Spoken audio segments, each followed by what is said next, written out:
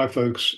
Uh, when people meet me for the first time and they know something about the work that I do, very often they'll say, "Well, come on, Steve, if you can give me one tip, what would it be?"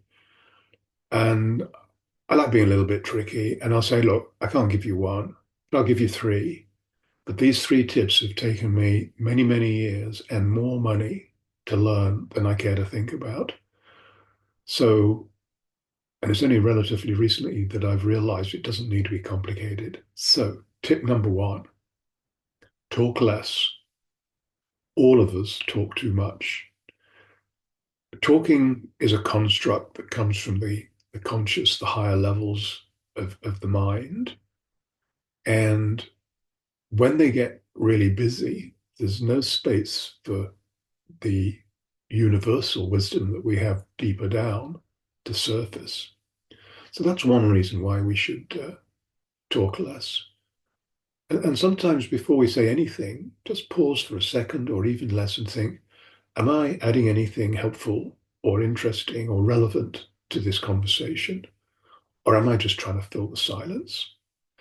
And if it's trying to fill the silence, then actually what we've destroyed is the most important part of a conversation because what happens behind the words is important, which leads me almost seamlessly to tip number two, which is listen more. Listen with forensic intensity and not just through your ears, but through your eyes and through your feelings, all of the senses that you have. Because particularly if you're in a psychotherapist or something like that, uh, this can make your job so much easier because the person in front of you, without knowing, without knowing themselves, they'll tell you everything that you need as a therapist, which makes life a lot easier, all of us.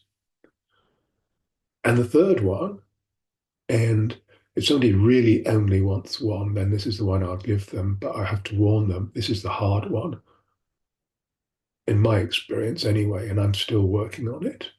And that is let go of ego. The problem with ego is it lives up in the conscious mind, where we do all of our talking.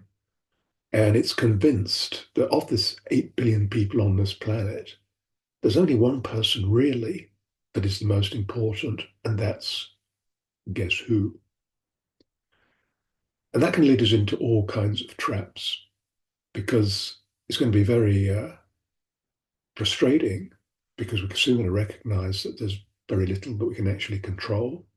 So this ego that's supposed to be in charge, taking care of stuff for us, is probably getting in the way, quite frankly. And when it comes to peak performance, it does get in the way.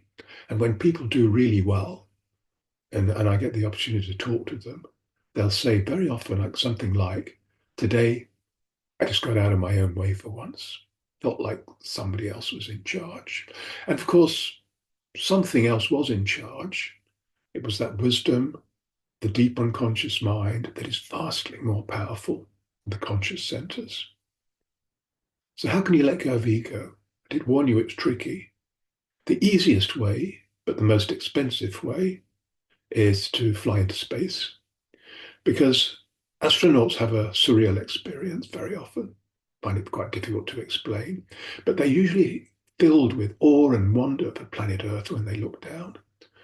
And all those problems that seemed so serious and intense seem almost insignificant, just like they are in the vastness of the universe. And when they come back down to Earth, and apparently some of them don't even want to do that, those problems that were so real don't seem so important now. Not many of us are going to have the opportunity to go into outer space, but fortunately, you don't need to. Spend time in deep meditation, because that's a way of connecting to the inner wisdom, because it's only in the quiet that the truth can speak. Hope this helps. Goodbye.